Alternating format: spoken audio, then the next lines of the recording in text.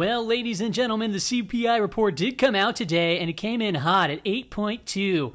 Expectation was 8.1, and let me tell you, the market did respond quite poorly at first, but wow, did we see some volatility. Woo! What's up, everybody? Michael Silva here. You're watching the Stock Market Brief Show. Today's episode is talking about we've only just begun. What am I talking about? I'm talking about the continuance of more volatility, and I got a show for you today. We're going to keep it compact because I'm out here in New York City on vacation. Let's take a look at the 11 sectors that make up the S&P 500. Everything was in the green. Holy moly. And let me tell you right there, financials. This is like not a slam dunk, but it's almost like a layup in my opinion. And we'll see how this plays out. But, I mean, it was up 4.13% on the day. This is a huge move for financials. And we're coming into earnings for financials. So, man, if these come in bad or anything, we can see one heck of a whack to the knees in the S&P 500 and obviously the financial sector. So I'll go over expected moves there. But not only to talk about just financials and this amazing, rally, understand where rallies rally from, right? Everything was oversold to the downside. And we'll talk about, okay, well, do we tag those areas that we discussed in yesterday's video? Well, if you follow me on Twitter, you already know that answer. But look at the yields. Okay, yields, kaboom, straight up into the air. Look at the yield curves. The 10-year, 2-year yield curve. So the 10 minus 2, 50 basis points inverted, minus 50 basis points. That thing is flatter than a pancake, okay? This thing is deeply inverted, and that's not good for financials. No, it's not. So we got to continue to be risk-focused. Don't throw caution to the wind. Don't start getting all super, super duper bullish. You put light exposure on the long side if you believe that we're going to get a rally. And when we get follow-through days, which I'll save for another video, then we can become a little bit more bullish. But right now, this is dangerous territory, my friend. The 10-year and 3-month yield curve flattened out more. It's at 18 basis points. Still looks like it's going to invert here at some point. But take a look here. We are looking at XLF, okay? XLF, this is the financial sector. It was the leader today as far as the 11 sectors go in the S&P 500. And look at where we tagged. We tagged at that lower weekly expected move with precision, Johnny, and then we completely rallied straight up, okay?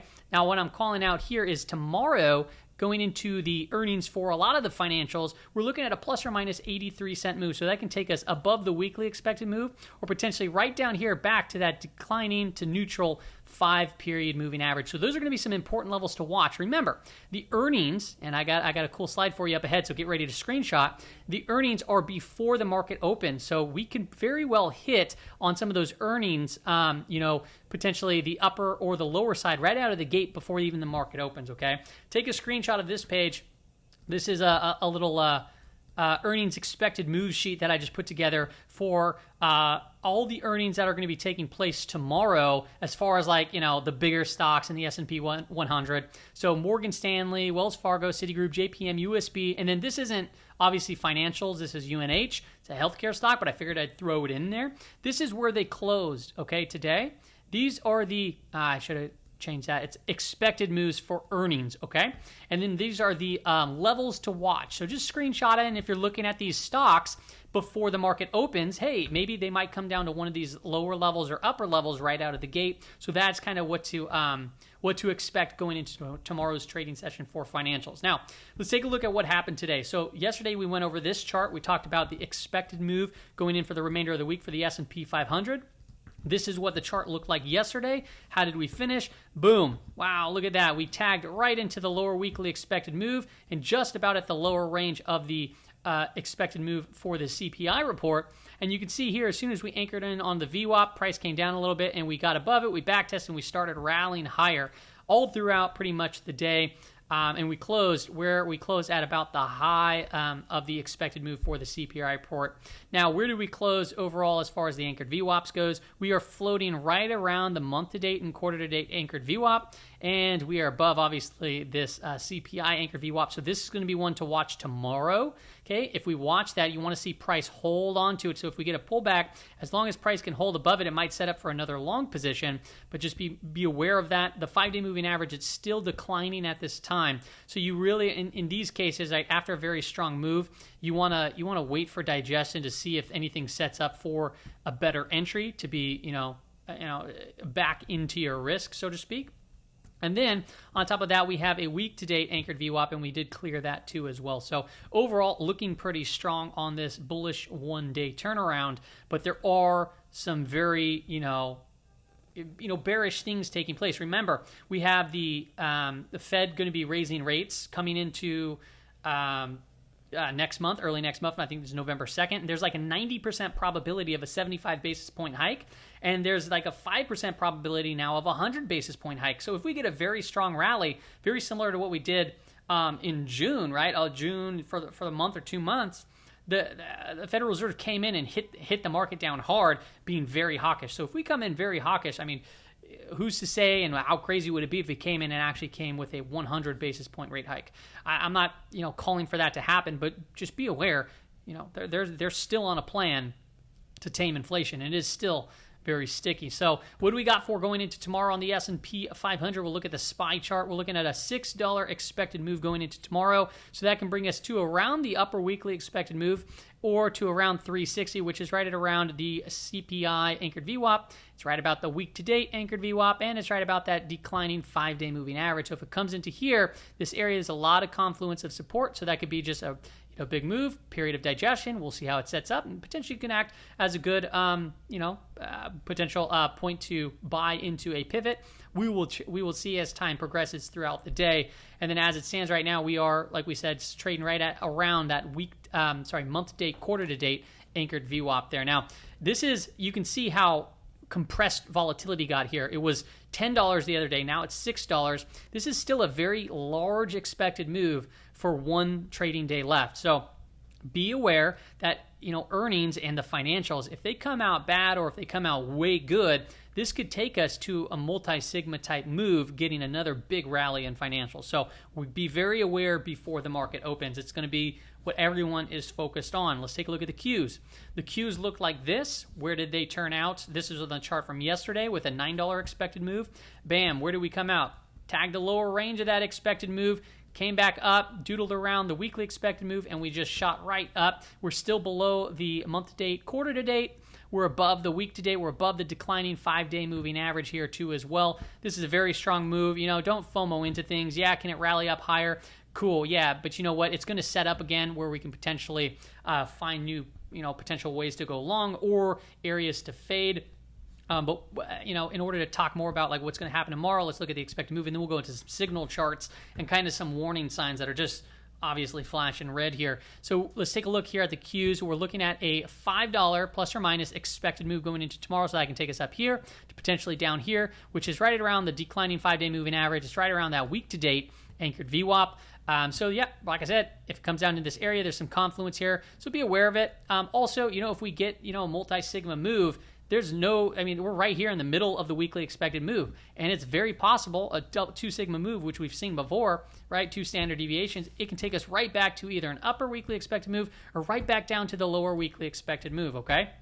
Now, with all of this said and these weekly expected moves and where we kind of might land as far as areas of support and resistance, I want to be very clear here. Volatility is still really high. So despite seeing a massive rally today, the VIX closed at almost 31.94. So this is where people can get just thrown to heck, okay? That's VIX. Now VXN, which is Nasdaq volatility, it's still above 35, right? It's at almost 39, 38.27. Massive volatility right here. RVX, Russell volatility, 36.5, okay? If we take a look at back month versus front month, these are areas where we can potentially see, short-term bottoms. We talked about it right here, and we saw a little bit of a lift-off. It's starting to come back down, right? We're starting to see a little bit of a lift-off, so we'll see how that plays out. But remember, risk right now, there's a lot of risk here versus, looking forward out to the future, which means, backwardation, right? If we take a look at HYG, smart money versus dumb money right here, up top, we're looking at smart money. Down here is dumb money. What's smart money? This is HYG, high yield bonds, right?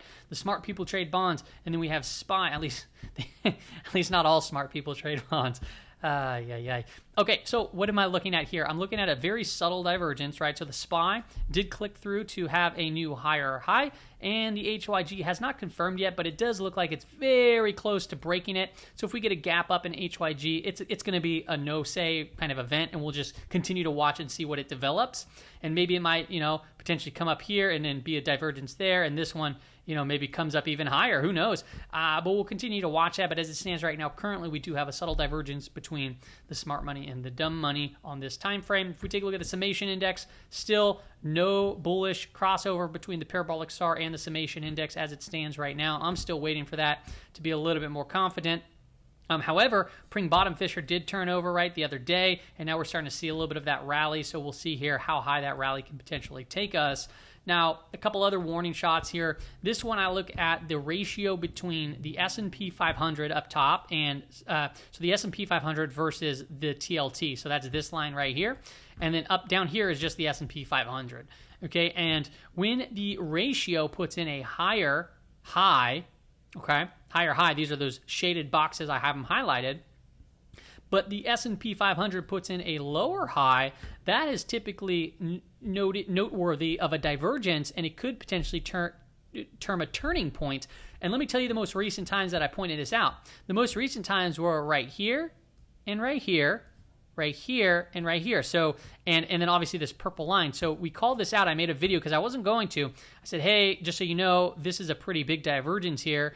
Be aware of this. If you've seen the video, awesome. But look at what happened as the SPY all of a sudden started falling down. That marked the top of that bear market rally right there. And then we had a subtle divergence again when the market started rallying, but we can see the ratio really took off to the upside, marking another divergence. And you can see, bam, to the downside. Why am I showing you this now? Well, it's the early stages, but we could very well be in for another divergence here if the S&P 500 cannot take out this previous swing high. So if that is the case, we're seeing pretty much matching highs right here. So it's not a very big divergence. And then we are seeing currently, as it stands right now, a lower high there in the S&P 500. So that is something noteworthy.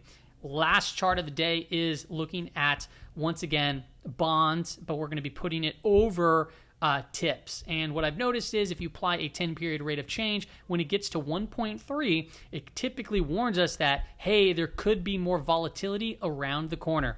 This did not close at 1.3, but it's still noteworthy at 1.28. Okay, and we're getting up into that area. We're not too far off. This does line up quite well, seeing how, tips are outperforming treasury bonds, and you can see throughout the history of that. Every time we got that pink dot, we did see shortly thereafter, boom, we saw spikes. It doesn't tell you how high it's going to go, right? But it gives you a little bit of a heads up that we could see volatility. And every single one, actually, we're looking at how many signals? 1, 2, 3, 4, 5, 6, 7, 8, 9, and it goes back even further. But just on this chart alone, we're 9 for 9, letting us know that volatility was going to pop back up. Okay, so it's not quite there yet. It's not a full-blown signal, but it is giving a little bit of a heads up right now. Just be aware of that. That's all I got for you on today's episode, everybody. Hope you enjoyed it. Hope it helps out going into tomorrow's trading session. See you later.